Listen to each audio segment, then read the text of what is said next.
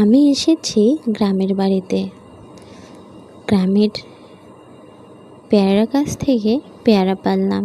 পেয়ারাটা ছোটই ছিল, এখনও সেইভাবে বড় হয় নাই। তবুও আমার খেতে মনে চাচ্ছিল যে কিছু দিয়ে মাখবো। নর্মালি বাসায় যে উপকরণগুলো থাকে সেগুলো দিয়েই মাখানো শুরু করলাম।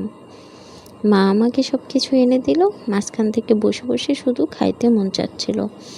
তার আগে পেয়ারাগুলোকে শিলপাটায় ভালো করে থেতো করে নিলাম, যেন বাচ্চা থেকে শুরু করে আমরা ছোট বড় সবাই খেতে পারি। আসলে খাওয়ার জন্যই মূলত সব কিছু করা।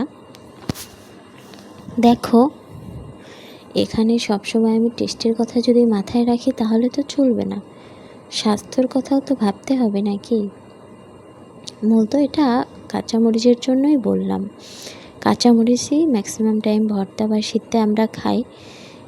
আমরা বলতে ম্যাক্সিমাম আমার ফ্যামিলি, মিশ্রা এবং মিশ্রার বাবা খায়, সাথে আমি এখনও খাই, কারণ এখন পেট ব্যথা করে প্রচুর।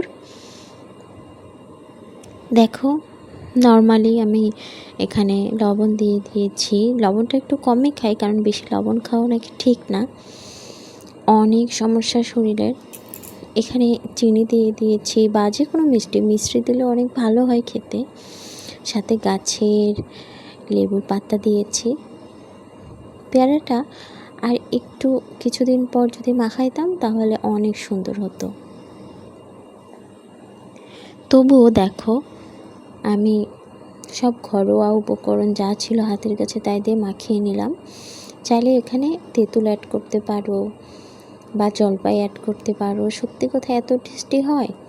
আমার কাছে আসলে এই উপকরণগুলো ছিল না, তাই আমি আমার মতো করে মাখিয়ে নিলাম।